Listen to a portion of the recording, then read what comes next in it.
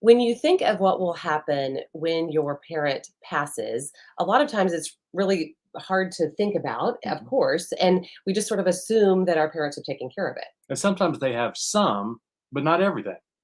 And today we are inviting Laurie Fryar from Dignity Memorial to come to speak with us today. Thanks so much, Laurie. Thank you for having me.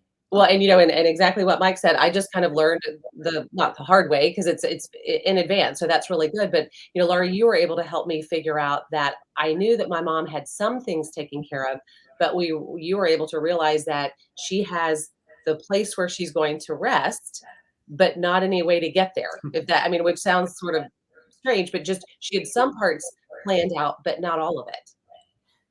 Correct, correct. And it was my honor helping you navigate through these because these are not easy conversations that we have with our parents. And so just asking broad questions to them about maybe what they did for their parents and, and creating the link. So it helps you. You don't want to be a detective when your parents are health is failing or they've passed away. There is an easier way. Well, and I think so much of what we have talked to in our discussions with trying to help with my mom's situation is just really just trying to take out that guesswork of what would she want and what should we do. And because I imagine if you wait to that day, it's so overwhelming. There's so many options, and how do you even start? Well, I suggest to my families and clients that you start that casual conversation with them, asking them what their wishes are. Have they written it down anywhere? Have they actually gone into a location, a funeral home, and spoke to a professional consultant about what their next steps needs to be? And then if so, where's their documentation? Where's their paperwork? So you don't have to hunt for this information when you really should be spending more time with your family. Yeah. Because it's such a hard time to make a decision. And plus different people have different ideas or opinions about what should happen. Different siblings might think, oh, I want to do this. Oh no, I think mom should do this or dad should do that. And you want to be on the same page. That's absolutely correct. In my years of sitting with families in the arrangement room with a funeral director, it's such a different vibe. You know, Mike and Kim, when people know what they want, that feels good, and then when you know what they want, it gives you confidence in your decision making. So taking out the guesswork and knowing what they wanted and did you do the right thing, those two questions can really set with somebody for the rest of their life. And then you want to maintain that relationship with your siblings because tensions are high, emotions are high, trigger points are there, and you would like to see that you have an amicable resolution to what your parents' wishes are and your own. So let's talk a little bit about there are a lot of decisions. Yeah. So give us just a sense of, because I think that was something that was surprising to me, and to your point about having all the paperwork, I had a business card of the cemetery where I knew that she wanted to be and a name, and that was sort of it. And so even with your help, you had to do a little. It was required a little digging to find that out. But I think that while I thought we had some things taken care of, what are all the pieces that we need to be thinking about that need to be taken care of? Well, my first recommendation is do a file review. So if your parents say that they have something in place, congratulate them and thank them for that. But then second, go like you did. Do you have the contact name of the person or place? And then why don't we schedule something with them? And let's just do a simple file review to make sure that everything's been taken care of. So those are the first steps I would recommend. And then when doing so, then you might discover that they've taken care of what I call the A or B side. And then from there, what your next moves or next steps needs to be. Okay, let's talk about what's the A and B side. Yeah, it's a great Okay. I was going to leave you with that. So the A side, how I categorize it, is everything that happens indoors, such as the actual funeral event. But even before that, when somebody passes, you have to make the arrangements for their body to be taken into the care of a funeral home. And so that is all encompassed in the A side. So if you think about, everything that will happen and transpire in the moments leading up to somebody passing. And then once we have your loved one in our care, then you meet with a funeral director. You review all the selections or the few selections that they may have made. And then the B side is different. The A side is going to be our care team taking organizing dates and times and stuff of the event, which could be the funeral. And then the B side is the disposition.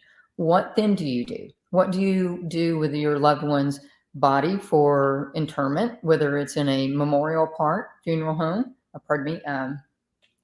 whether it's in the cemetery, memorial park, or if it's a niche for ashes, or do they want their ashes scattered somewhere? And that's totally two separate contracts, if you will, and two separate modes to get their wishes honored. I think most times people think they have the B side taken care of, the cemetery side taken care of, or the niche, or I want my ashes scattered here. And then they put no thought to the A side. They think that just happens automatically. And it's not automatic. There's a lot of moving parts behind the scenes that if you have that taken care of in advance, it literally simplifies it down to one phone call. Yeah. What do you do if you talk to your parent and they just don't want to talk about part of it, whether it's the A side or the B side? It's like, Dad, pallbearers. Do you have any idea who you want for pallbearers? Oh, I don't know, or something like that. What do you do then? How do you handle it beforehand? Right, especially if they just say, "Oh, you can decide." Yeah. And again, you want to kid gloves. You want to thank them. Say, "Well, I appreciate you trusting me with this, but I also respect you, and I want to know if any of these things are important to you. And if not, then and you want me to make all the decisions, I can." So you want to reassure them that it's going to be okay. And if they don't want to talk about it, then that's okay too. And you can thank them for trusting you. You don't want to cause the conflict. Then they may relax. Then they may think about it and come back to you later going, you know what, it would be nice if, we sat and talked about some of this. Is there a proverbial checklist that people who watch this video can find to know, okay, what do I need to talk to mom and dad about? What decisions do we need to make? Yeah. Well, we have, or I furnish my clients with a personal planning guide. So this personal planning guide is also like a personal planning journal. So even if you may not want to have your services in the funeral home itself, or you may want to have it at a church, or you just might want your family members together for dinner, this personal planning journal guide helps facilitate that. So that's, and you can go to our website and it can be downloaded from the website as well. And then you can make arrangements to talk to a licensed pre-planning advisor. And that's my biggest takeaway here is talk to somebody that knows that this is what they do. This is what their area of expertise is, and rely on that. And so that's what I would recommend is start there. Start with a personal planning guide. And it is the checklist that you're asking about. Right. Yeah. There's just so many things from, if you're talking about the service, which is what music, do they care what music, what flowers, who speaks, all of those decisions. I think it can get down to that granular, as well as where do you actually want to be and where do you want to be cremated or do you not? And I think those are really tough decisions. And we talked a little bit already about, the confusion or the stress that might put on the children if those decisions haven't been made ahead of time, because you're trying to make those decisions in a sad, emotional time. And on the fly. Right. Right. But Well, there's a financial piece of this too, though. I think it's worth mentioning. yes. And that's what I say. Is it like with my mom? I'll give that an example because it's a personal one and it's close. I had my mom write her wishes in our personal planning journal. So this is in her beautiful handwriting. And so we'll have that, something tangible that we can hang on to.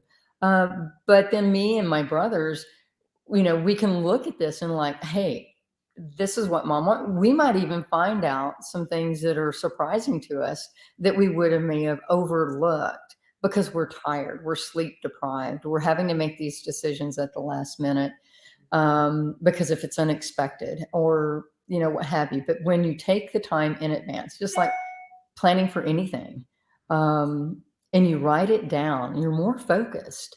And Mhm. then you can check it off the list, knowing, okay, we took care of this for them, we took care of that for them. And Mhm. so it's simple as what you said earlier, Kim. What's your favorite flower? Mhm. You know, if you don't want flowers, that's fine too. What would you like people maybe to make a contribution to instead? And so they can make donations to different organizations, which is, it's great. Mhm. So, you can think outside the box when you do think ahead. And when you are one of the advantages of pre-planning all of this, besides just knowing all their wishes, is that you can get this paid for in advance too, which can be a huge relief as well. Yeah. Well, that is big. People sometimes, they have the money set aside, if you will, for this, whether it be in a checking account, banking account, what have you, or even in a life insurance policy. But not all the time are those funds readily available. When somebody passes, their assets can be frozen. So it could be weeks to months before they have access to their funds. And in life insurance, it's the same thing. It's like filing a claim. And so they have to get all the proper documentation. But when you meet with a funeral home or funeral director, which is needed and required within hours to days after somebody passes, they're going to be asking for payment right there. Mm, So there's a lot of advantages but that's to me the biggest one, is having the funds readily available or it's already been paid for. And there is a savings behind that too, because if you do it, now, when you say your parents may be in their 60s, 70s, what have you, and then they live to be in their 90s, what a savings that is. You stop inflation, so you take care of it years ahead of time. mhm, mhm. But I think the bottom line is that the biggest difference is that there's potentially one phone call to make, and then the process just starts Yes. versus having to make all these decisions and even think about, well, who do I call? I don't know. Do you call 911? Do you call? I mean, just all of those things I think are really, I mean, how would you know? Yeah. Right.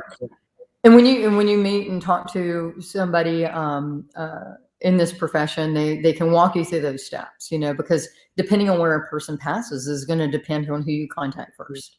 Mhm. You know, Anything else we've missed? Well, I know there's a lot we've missed, but anything else, any final thoughts? um, this is the biggest gift that you will ever give each other and to your children, and that your parents can give to you. So it took me a while to really understand that gift and how important it is. And it truly is. It is one of the biggest gifts you can ever give each other in your family to get this planned ahead.